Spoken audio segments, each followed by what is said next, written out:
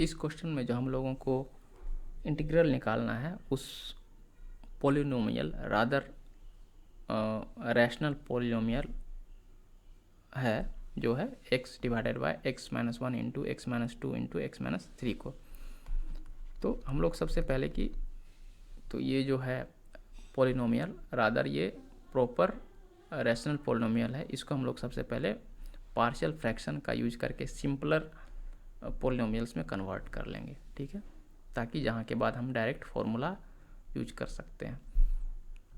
इसको हम लोग लिख सकते हैं late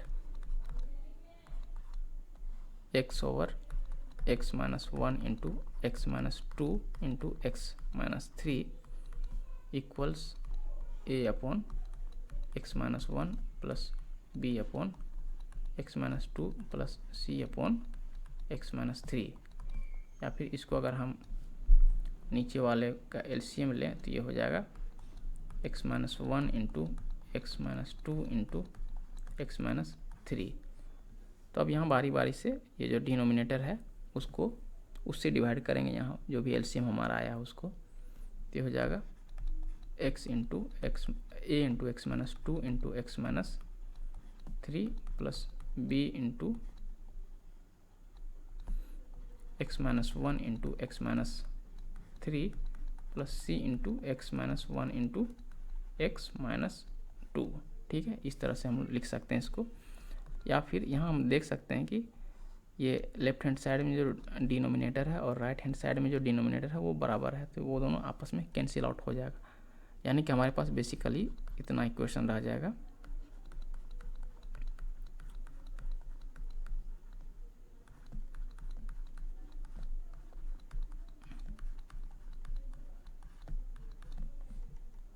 c into x minus 1 into x minus 2, केवल इतना ही हमारे पास इक्वेशन रह जाएगा। इसको हम लोग फिलहाल 1 मान लेते हैं। अब हम लोग यहाँ पर कोफिशिएंट ऑफ x का पावर हम लोग कंपेयर करके भी निकाल सकते हैं, लेकिन हम लोग वो यहाँ पर यूज नहीं करेंगे। हम लोग यहाँ पर मेथड ऑफ एक तरह से कह सकते हैं एलिमिनेशन यूज करेंगे यहाँ पर, यानी कि a निकालना है तो b और c को एलिमिनेट कर देंगे। तो हम लोग यहाँ देख सकते हैं कि x का वैल्यू अगर 1 ले लेते हैं तो ये वाला टर्म 0 हो जाएगा और यहाँ ये वाला टर्म 0 हो जाएगा, जिससे b और c एलिमिनेट हो सकता है। तो हम लोग यहाँ लिखेंगे putting x equal to 1 in equation 1 we get, सीधे हम लोग वैल्यू लिखेंगे, आ जाएगा 1 इक्वल्स टू यहाँ a इंटू यहाँ हो जाएगा 1 माइनस 2 माइनस 1 हो जाएगा इंटू 1 माइनस 3 यहाँ हो जाएगा माइनस 2। या फिर हम लोग लिख सकते हैं a equals to minus 1/2, sorry minus 1/2 नहीं आएगा, ये तो माइनस 1 इंटू माइनस 2 प्लस 2 हो जाएगा, यानी कि 1 इक्वल्स टू 2a, यानी कि a इक्वल्स 1/2। ठीक है, उसी तरह से putting x equal to 2 in equation 1 we get, अगर 2 रख देंगे तो हो जाएगा 2 इक्वल्स यहाँ a 0 हो जाएगा, b केवल बचेगा, b वाला टर्म यहाँ जाएगा, x के जगह 2 रख रहे हैं तो ये हो जाएगा 2 minus 1 1 into 2 minus 3 minus 1,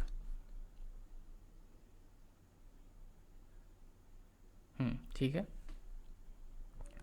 plus यहाँ c वाला टर्म भी 0 हो जाएगा, तो इसको हम लोग नहीं लिखें क्योंकि यहाँ x माइनस 2 है, तो x माइनस 2 अगर x इक्वल टू 2 करेंगे तो 0 ही हो जाएगा। या फिर हम लोग यहाँ पर लिख सकते हैं b इक्वल्स टू हो जाएगा माइनस 2। ठीक है, उसी तरह से putting x equal to 3 in equation 1 we get, इसको लिख सकते हैं 3 इक्वल्स, यहाँ देखिए x माइनस 3 a वाले टर्म में भी है और b वाले टर्म में भी है, तो ये दोनों 0 हो जाएगा, केवल बचेगा c वाला टर्म, तो ये हो जाएगा c इंटू 3 माइनस 1 2 हो जाएगा और 3 माइनस 2 1 हो जाएगा, यानी कि c इक्वल्स टू 3/2। ठीक है, तो हमारे पास सी भी आ गया, बी भी आ गया और ए भी आ चुका है। तो हम लोग यहाँ थोड़ा सा स्पेस का यूटिलाइज कर लेते हैं। आप लोग ऐसा नहीं कीजिएगा, आप लोग नीचे लिख सकते हैं ताकि आपका क्वेश्चन पेपर में या फिर सॉरी आंसर शीट में या फिर जो भी जहाँ भी आप सॉल्यूशन बना रहे हैं वहाँ एक सुंदर सा दिखे।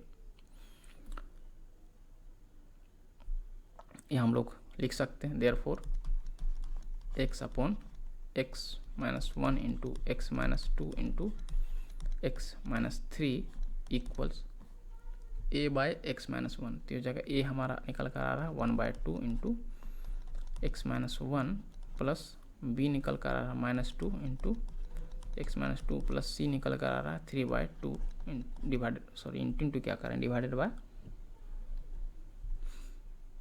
x minus 3।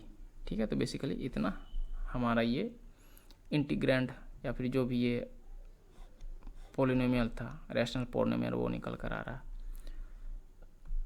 Therefore integral x upon x minus 1 into x minus 2 into x minus 3 into यहाँ पर dx है इक्वल ये हो जाएगा इंटीग्रल 1/1 सेकेंड। इसको थोड़ा शॉर्ट फॉर्म में लिखें 1/2 इस तरह से लिखते हैं upon x minus 1 plus -2 upon x minus 2 plus 3/2 upon x minus 3। इसको एक साथ लिखते हैं इंटू बाहर में यहाँ dx तो है, इस तरह लिख सकते हैं।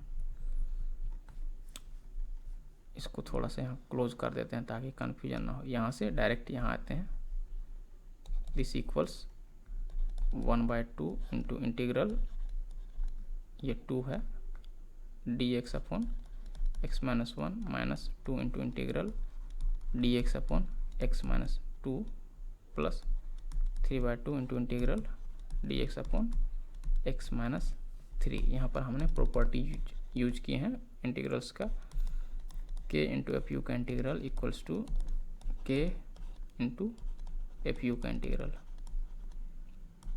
और दूसरा f1u प्लस f2u का इंटीग्रल इक्वल्स टू f1 का इंटीग्रल प्लस f2 का इंटीग्रल।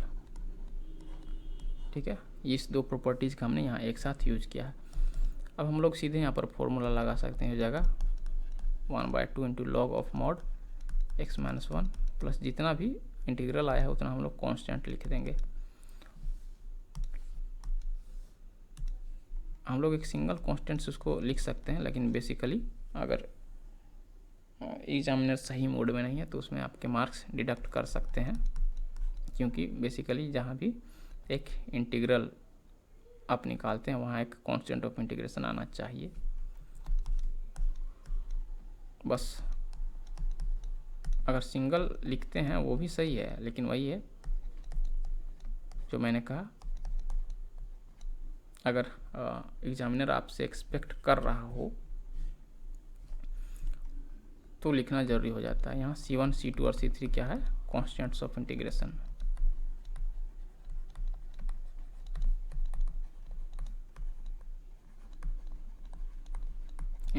अब इसको हम लोग बस सिंप्लीफाई कर देंगे। This equals 1/2 log mod x minus 1 minus 2 log mod x minus 2 plus 3/2 log mod x minus 3 plus C1, C2, C3 की जगह सिंगल C लिखेंगे constant, C equals C1 plus C2 plus C3।